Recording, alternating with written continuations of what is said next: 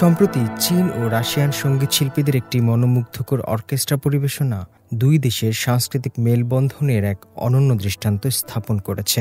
এই যৌথ পরিবেশনাটি দুই দেশের চিরায়ত লোকসঙ্গীতকে একত্রিত করে এক সুরের একটি ঐক্যতান তৈরি করেছে, যা দুই দেশের মানুষের মধ্যে গভীর বন্ধুত্ব ও সাংস্কৃতিক বিনিময়ের একটি প্রতিচ্ছবি হিসেবে ধরা দিয়েছে।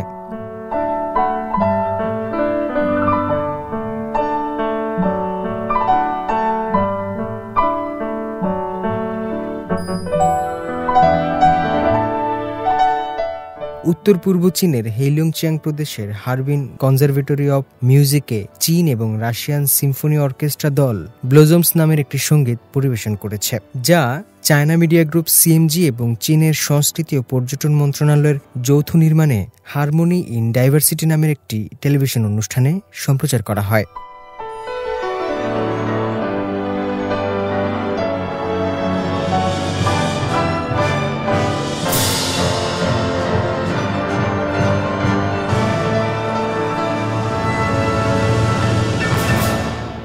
অনুষ্ঠানটির মূল আকর্ষণ ছিল দুই দেশের দুটি বিখ্যাত ফুলের থিমযুক্ত লোকসঙ্গীতের অপূর্ব মিশ্রণ।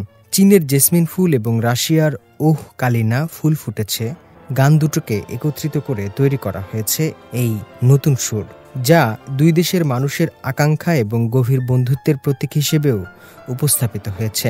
এই সুরের মাধ্যমে দুই দেশের শিল্পীরা তাদের সংস্কৃতির সবচেয়ে সমৃদ্ধ অংশটুকু বিশ্ববাসীর সামনে তুলে ধরেছেন বলে মনে করেন সংস্কৃতি বোদ্ধারা। গেল মাসে সিএমজির CCTV1 চ্যানেলে পরিবেশিত হয় ব্লসমস পরিবেশনা, পাশাপাশি 1 ডজন মনোমুগ্ধকর সঙ্গীত পরিবেশনাও হয় এই অনুষ্ঠানে।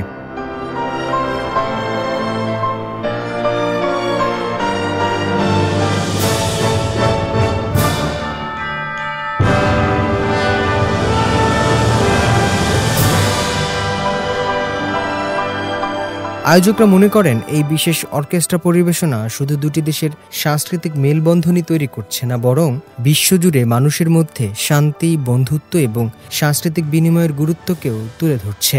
এই সুরের ঐক্যতান তাদেরকে এমন এক নতুন বিশ্ব গড়ার স্বপ্ন দেখায়, যেখানে সবাই সংস্কৃতি ও বন্ধুত্বের হাতে হাত রেখে এগিয়ে যাবে একসাথে।